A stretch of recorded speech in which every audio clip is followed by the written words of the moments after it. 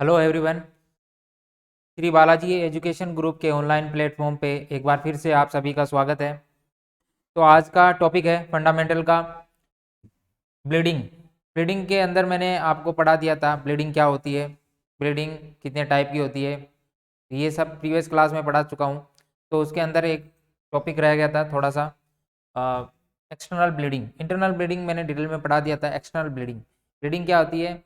Blood का loss होना, अपनी बॉडी से ब्लड का लॉस होना, खून का बहना, हेमरेज, अलग अलग नाम से जानते हैं, जो प्रीवियस क्लास में आप देख सकते हैं।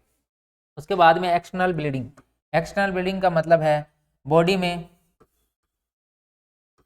बॉडी में कोई भी बॉडी में कोई भी चोट लग जाती है, चोट चोट लगना, या फिर इंजरी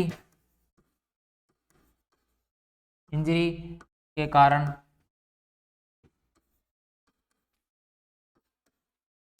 इंजरी के कारण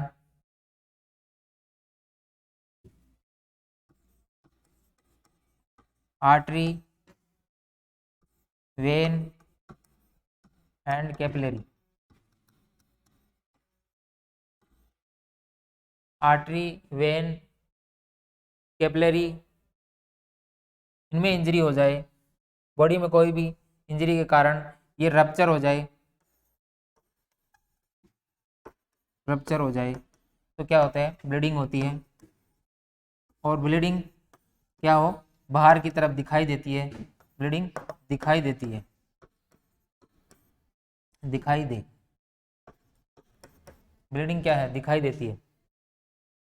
हाँ, ब्लीडिंग दिखाई देती है, ब्लीडिंग दिखाई देती है।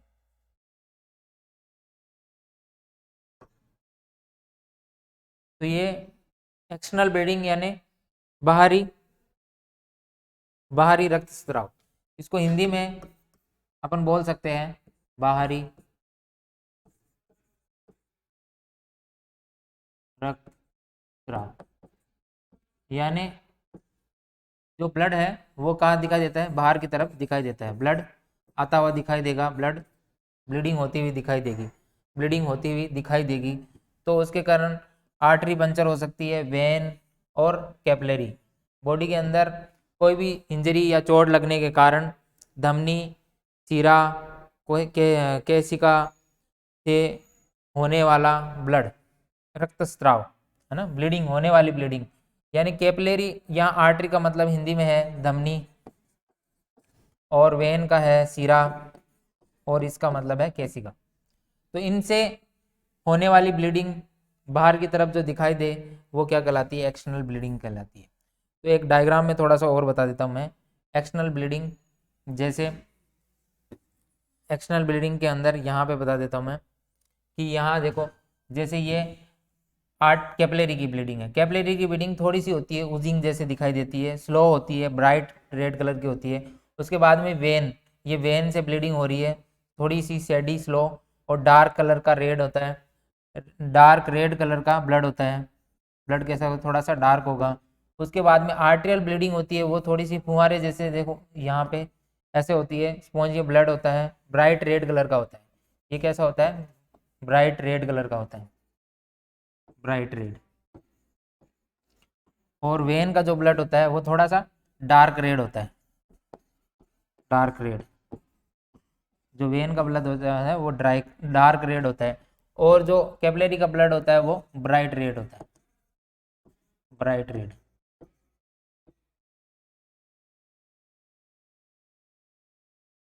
तो ये आपको डिफरेंस देखने को मिलेगा। इसके अंदर स्मॉल ब्लीडिंग होती है, उजिंग टाइप के, थोड़ी सी ब्लीडिंग होती है। इसमें थोड़ी ज़्यादा ब्लीडिंग होती है, स्लो फ्लोइंग होती है। इसके अंदर फ्लो रहता है वो बहुत तेज़ रहता है, और ये ज़्यादा इंजरी होने के कारण हो सकती है, आर्टरी पंचर होने के कारण हो सकता है। तो ये हो गया external bleeding.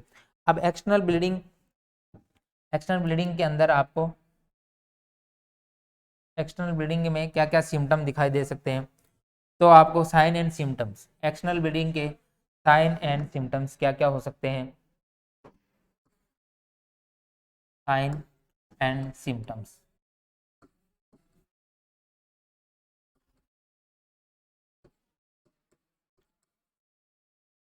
External bleeding.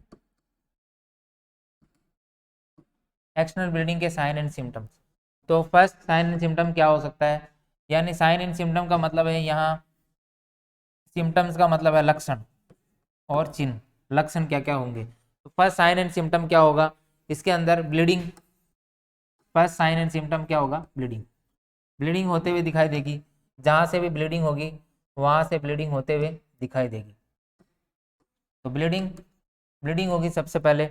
Bleeding होगा जहाँ पे इंजरी हुई है, इंजरी हुई है, जहाँ पे इंजरी हुई है वो ब्लीडिंग आपको दिखाई देगी, कैसे ब्लीडिंग हो रही है।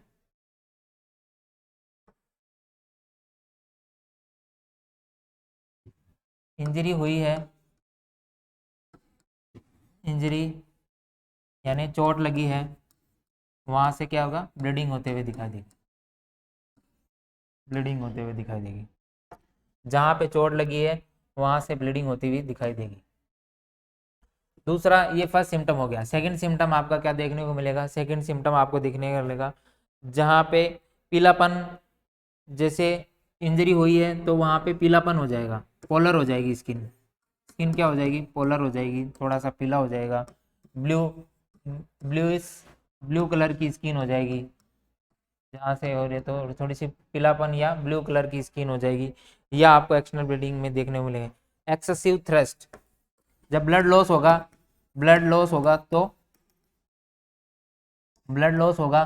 तो क्या होगा, एक्सेसिव थ्रस्ट देखने को मिलेगा। Excessive thrust, excessive thrust, excessive thrust देखने को मिलेगा।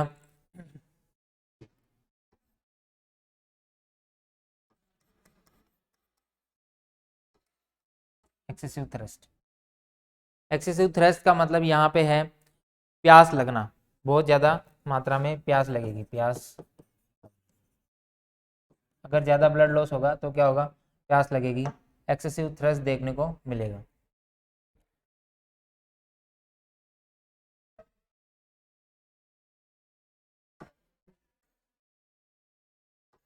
एक्सेसिव थ्रस्ट देखने को मिलेगा। और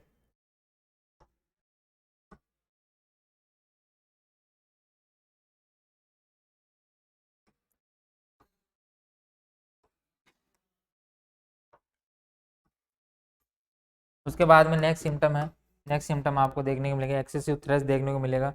और कोल्ड स्किन, स्किन क्या हो जाएगी, कोल्ड स्किन, कोल्ड स्किन देखने को मिलेगी, स्किन ठंडी पड़ जाएगी, कोल्ड स्किन हो जाएगी। उसके बाद में ब्लंट विजन्स, विजन आपको नेक्स्ट स्लाइड में बताता हूँ। ब्लंट विजन हो जाएगा, विजन धुंधला विजन दिखाई देगा, ब्लंट विजन, ब्लंट विजन दिखाई देगा, ब्लंट विजन्स, ब्लंट विजन,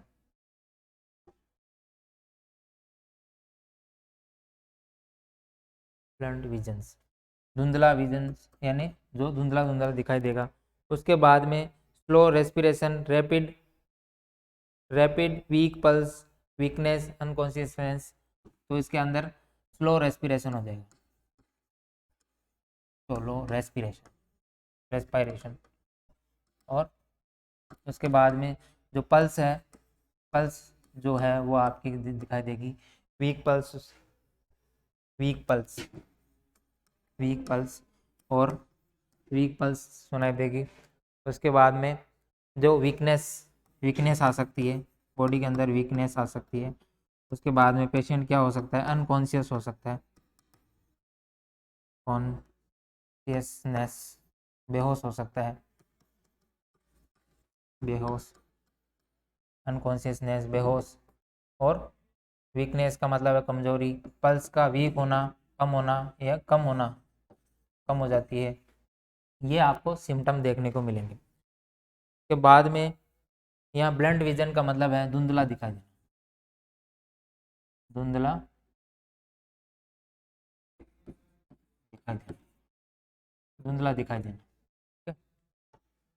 के अंदर क्या धुंधला दिखाई देगा। उसके बाद में नेक्स्ट, ये आपको सिम्टम दिखाने का, पेशेंट धीरे धीरे क्या है, कोमा में जा सकता है, और डिहाइड्रेशन हो सकता है, शॉक में जा सकता है, शॉक के सिम्टम्स आ सकते हैं, फ्लूइड कम होने की वजह से कोमा में जा सकता है।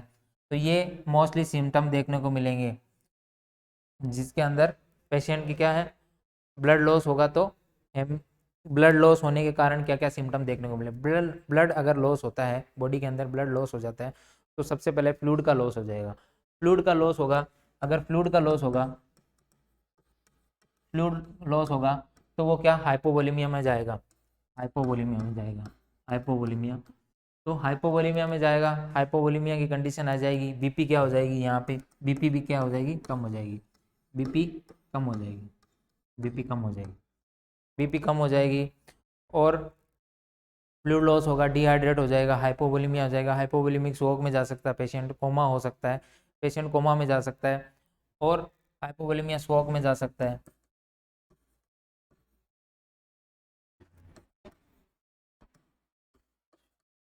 जो शॉक है वो हाइपोवोलेमिया शॉक की कंडीशन उत्पन्न हो सकती है। तो ये मोस्टली सिम्टम देखने को मिलेंगे जिसके अंदर सबसे पहले जहाँ से ब्लीडिंग हो रही है वहाँ से ब्लीडिंग होती हुई दिखाई देगी, एक्सटर्नल ब्लीडिंग के अंदर ब्लीडिंग होती हुई दिखाई देती है।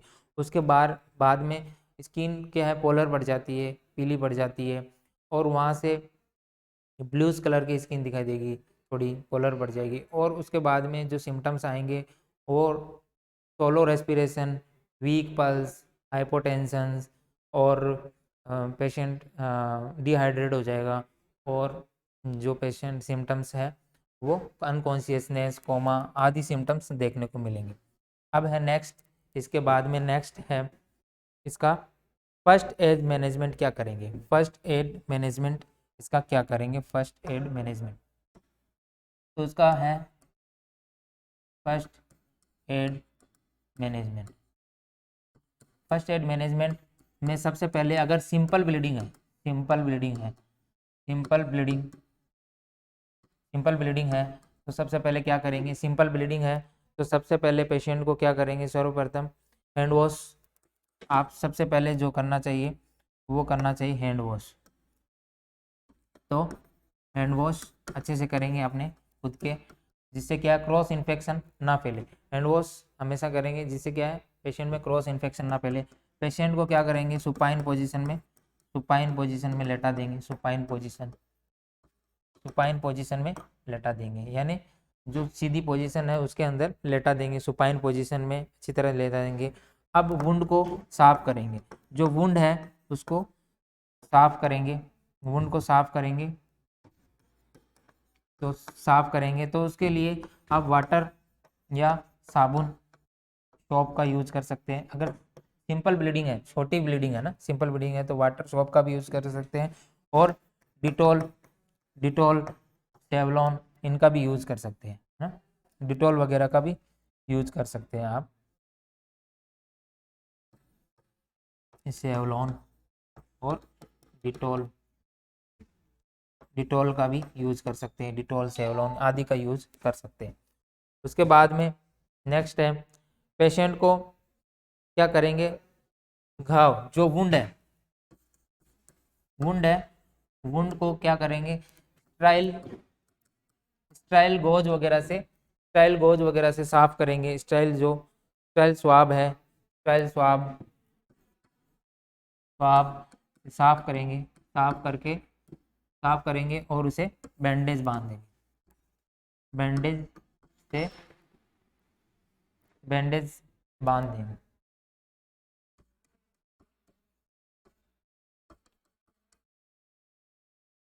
बैंडेज बांध देंगे। तो वुंड को स्टाइल स्वाब से साफ करेंगे और उसको बैंडेज बांध देंगे, बैंडेज का मतलब यहाँ पट्टी है। और अगर उसको अच्छे से साफ करके उसके बाद में अगर जरूरत पड़े तो टीटी का टीका लगाएंगे, इंजेक्शन, टिटनेस का वैक्सीन, वैक्सीन लगा देंगे, टीटी का वैक्सीन लगा देंगे। उसके बाद में अगर टीटी का वैक्सीन लगा देंगे, और अगर पेशेंट की, अगर पेशेंट को, अगर पेशेंट को फ्रैक्चर हो गया हो, फ्रैक्चर की कंडीशन उत्पन्न हो गई है, तो जल्दी से जल्दी क्या करेंगे, जल्दी से जल्दी उसे हॉस्पिटल, हॉस्पिटल भेज देंगे, हॉस्पिटल भेज देंगे। अगर पेशेंट को फ्रैक्चर वगैरह की कंडीशन हो गई है तो ये हॉस्पिटल भेज देंगे। ये तो हो गया आपका सिंपल ब्लीडिंग के अंदर। अब है जो सिंपल हो गया, अब है सीवियर ब्लीडिंग हो। अब सीवियर एक्सटर्नल ब्लीडिंग हो, सीवियर एक्सटर्नल ब्लीडिंग। अगर सीवियर एक्सटर्नल ब्लीडिंग हो तो क्या करना चाहिए? सीवियर एक्सटर्नल ब्लीडिंग है तो मैनेजमेंट क्या करना चाहिए? मैनेजमेंट में क्या करना चाहिए आपको? सीवियर एक्सटर्नल ब्लीडिंग है तो सीवियर एक्सटर्नल ब्लीडिंग हो तो पेशेंट को पहले लेटा देंगे। पेशेंट को क्या करेंगे? सबसे पहले सुपाइन पोजीशन में लेटा देंगे, सुपाइन पोजीशन में लेटा देंगे। और उसके हेड के नीचे क्या करेंगे? पिलो वगैरह लगा देंगे। अगर ज़रूरत पड़े तो पिलो वगैरह लगा देंगे, पिलो वगैरह लगा देंगे। और जहाँ से ब्लीडिंग हो रही है, जहाँ से क्या हो रही है? ब्लीडिंग हो रही है, तो उस चीज़ को एलिवेट कर देंगे थोड़ा सा। अगर जहाँ पे ब्लीडिंग हो रही है, जहाँ ब्लीडिंग हो रही है, ब्लीडिंग हो रही है वही है, वहाँ से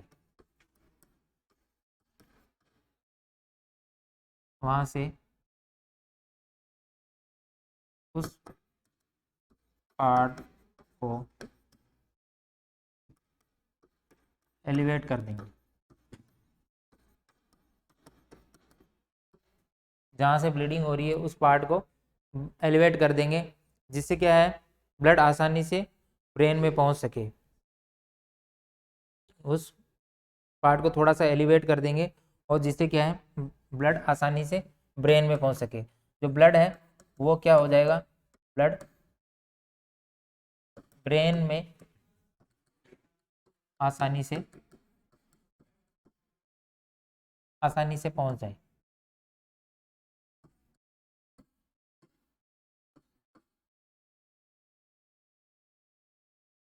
जो ब्लड है वो आसानी से ब्रेन में पहुँच सके, एलिवेट करने से। और जहाँ से ब्लीडिंग हो रही है, ब्लीडिंग जहाँ से हो रही है, सबसे पहले उसे कंट्रोल करने की कोशिश करें, कंट्रोल करने की कोशिश करें। ब्लीडिंग को, जहाँ से ब्लीडिंग हो रही है उसे हमेशा सबसे पहले ब्लीडिंग को कंट्रोल करने की कोशिश करें। तो जहाँ से ब्लीडिंग हो रही है वहाँ पे क्या है? प्रेशर लगा के कंट्रोल किया जा सकता है। किसी गोज पीस, साफ कपड़ा, रुमाल, उससे प्रेशर लगा के, कोई भी गोज पीस ले सकते हो, साफ कॉटन या रुमाल, जो भी चीज़ आपके पास में एट प्रेजेंट अवेलेबल है, उस चीज़ को प्रेशर देके वहाँ पे जहाँ से ब्लीडिंग हो रही है, जहाँ से क्या है ब्लीडिंग हो रही है, वहाँ क्या प्रेशर लगाकर उस जगह पे अपन ब्लीडिंग को कंट्रोल करना है। अगर ब्लीडिंग कंट्रोल नहीं हो रही है, तो आप वहाँ की आर्टरी को प्रेस कर सकते हैं ना। आर्टरी को प्रेस करके क्या करना है? आर्टरी को प्रेस करके, और उस आर्टरी को प्रेस करके भी ब्लीडिंग को कंट्रोल कर सकते हैं अगर ब्लीडिंग कंट्रोल नहीं हो रही है। और अगर उसके ऊपर थोड़ा सा कपड़ा वगैरह बांध के भी आप ब्लीडिंग को रोक सकते हैं। उसके ऊपर अगर बैंडेज बांध दी आपने, बैंडेज अच्छे से बांध दी, तो उस बैंडेज को वापस निकालना नहीं है, उसी बैंडेज को क्या करना है? वापस निकालना नहीं है। अगर आपने वहाँ उस वुंड पर ड्रेसिंग की है, तो अगर ब्लीडिंग कंट्रोल नहीं हो रही है, वुंड पर ड्रेसिंग करने पर ब्लीडिंग कंट्रोल नहीं हो रही है, तो उसी पर सेकंड बैंडेज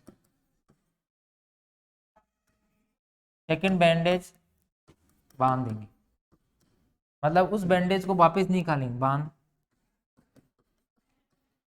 अगर वहाँ पे आपने, जैसे कोई वुंड है, वहाँ पे इंजरी हो गई, आपने एक बैंडेज को बांध दी, ड्रेसिंग कर दी अच्छे से, और फिर भी ब्लीडिंग कंट्रोल नहीं हो रही है, उसके ऊपर ब्लड दिख रहा है, आ रहा है ब्लीडिंग, तो उसको ब्लीडिंग वो वापस ड्रेसिंग को खोलेंगे नहीं, उस बैंडेज को खोलेंगे नहीं, उसके ऊपर एक सेकंड बैंडेज बांध देंगे। तो ये सेकंड बैंडेज बांधने से क्या होगा? फिर वो ब्लीडिंग कंट्रोल में आ जाएगी। अगर फिर भी कंट्रोल नहीं आ रही है तो वो प्रेशर देके, आर्टरी पे प्रेशर दे के कंट्रोल किया जा सकता है, और इस चीज़ें से कंट्रोल करना चाहिए। उसके बाद में नेक्स्ट आपको क्या करना है, ब्लीडिंग बंद करने के लिए आर्टरी पर दबाव डाल सकते हैं, ये मैंने बता दिया है आपको।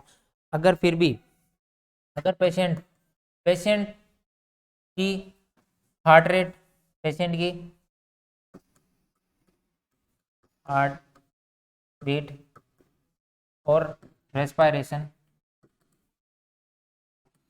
बंद हो रही हो, बंद हो रही हो तो सीपीआर सीपीआर स्टार्ट कर देना चाहिए। अगर पेशेंट की हार्ट रेट और रेस्पिरेशन बंद हो रही हो तो क्या कर देना चाहिए, सीपीआर स्टार्ट कर देना चाहिए। और पेशेंट में अगर पेशेंट में शॉक की कंडीशन शॉक की कंडीशन शॉक की कंडीशन शॉक के सिम्टम्स शॉक की कंडीशन या सिम्टम्स सिम्टम्स प्रेजेंट हो तो क्या सबसे पहले उसे ट्रीट करना चाहिए, ट्रीट करना चाहिए।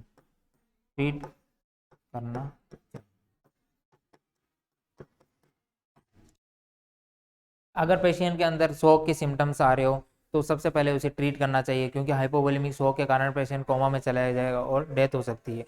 और पेशेंट की अगर हार्ट बीट और रेस्पिरेशन बंद हो रही हो तो जल्दी से जल्दी सीपीआर स्टार्ट करना चाहिए। और फिर भी पेशेंट की कंडीशन में सुधार नहीं आ रहा है, पेशेंट की कंडीशन में अगर फिर भी सुधार नहीं आ रहा है तो जल्दी से जल्दी क्या करना चाहिए,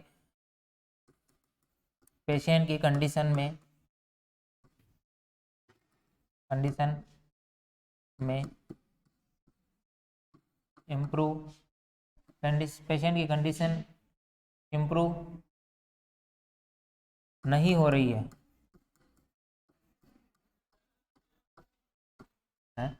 तो हॉस्पिटल भेजना चाहिए, उसे हॉस्पिटल रेफर कर दे, जल्दी से जल्दी हॉस्पिटल पहुंचाएं, उसको हॉस्पिटल पहुंचाएं, जल्दी से जल्दी उसे हॉस्पिटल पहुंचाएं। तो आप ये आप एक्सटर्नल ब्लीडिंग के अंदर आप ये चीज़ें कर सकते हो। एक्सटर्नल ब्लीडिंग में आप उसको क्या कर सकते हो, ये कर सकते हो। तो अब थोड़ा सा वापस एक बार रिवीजन करवा देता हूँ मैं। एक्सटर्नल ब्लीडिंग के अंदर क्या होता है, एक्सटर्नल ब्लीडिंग में मैंने बताया था, एक्सटर्नल ब्लीडिंग के अंदर तो एक्सटर्नल ब्लीडिंग होती है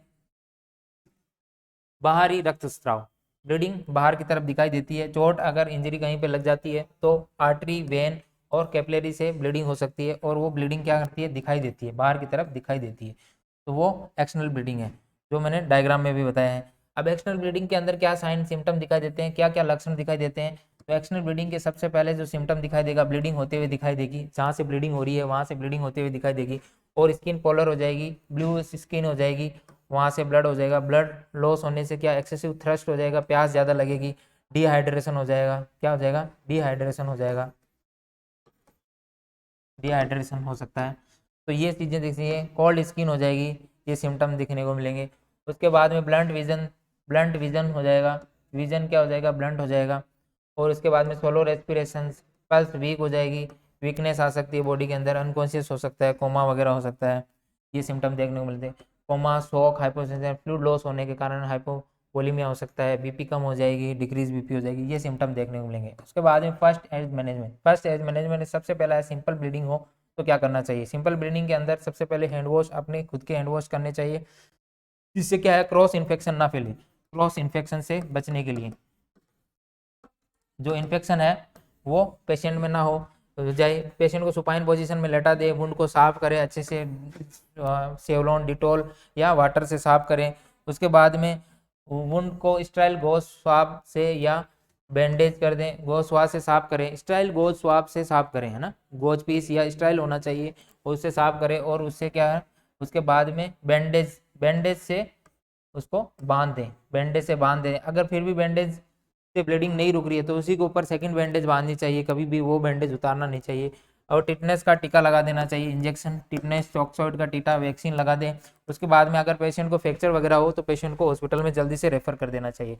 उसके बाद में सीवियर ब्लीडिंग हो, अगर ये तो हो गया सिंपल ब्लीडिंग, अगर सीवियर ब्लीडिंग है तो पेशेंट को सबसे पहले क्या करना चाहिए, हमें सुपाइन पोजिशन में लेटा दें और पेशेंट को ट्रंक वगैरह है, जो हेड वगैरह है, उसको एलिवेट कर दें, उसको थोड़ा सा ऊपर उठा दें, जिसके ब्लड थोड़ा सा आसानी से हो जाए। अगर पैरों वगैरह में अगर जिस पार्ट पे इंजरी हुई है, जिस पार्ट पे इंजरी हुई है उस पार्ट को, जिस पार्ट पे इंजरी हुई है उस पार्ट को एलिवेट कर दे, जिससे क्या ब्लीडिंग वहाँ से थोड़ी कम हो जाए और उस ज़्यादा ब्लीडिंग ना हो, और उसे एलिवेट कर दें, और जो ब्लड है वो ब्रेन में भी आसानी से पहुँच जाए। ब्लड क्या है, ब्रेन में आसानी से पहुँच सकते। उसके बाद ब्लीडिंग जहाँ कंट्रोल करने के लिए, कभी भी ब्लीडिंग कंट्रोल करने के लिए उस जगह पे क्या प्रेशर दबा के रखें।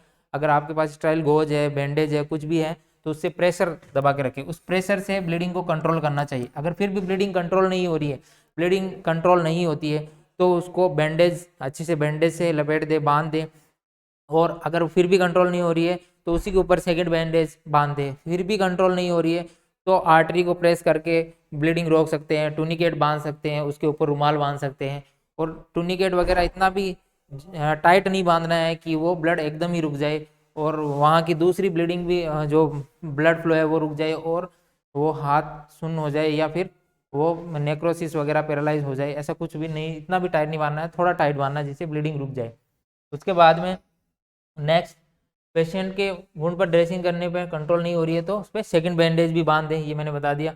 हेड, हार्ट बीट और रेस्पिरेशन। हार्ट बीट यानी जो पल्स है, हार्ट बीट और रेस्पिरेशन, श्वसन, श्वसन और जो आपके हार्ट बीट है, अगर वो बंद हो रही हो तो सीपीआर दे, कार्डियक पल्मोनरी रिससिटेशन। सीपीआर का मतलब है कार्डियक पल्मोनरी रिससिटेशन। स्टार्ट कर दें, देना चाहिए जल्दी से जल्दी। अगर शॉक के कुछ सिम्टम दिखाई दे रहे हैं, शॉक के पेशेंट के अंदर कुछ सिम्टम दिखाई दे रहे हैं तो शॉक का ट्रीटमेंट करना चाहिए। जिससे फ्लूइड लॉस हो रहा है तो उसको फ्लूइड देना चाहिए, जिससे क्या पेशेंट को बचाया जा सकते, डिहाइड्रेट ना हो सके।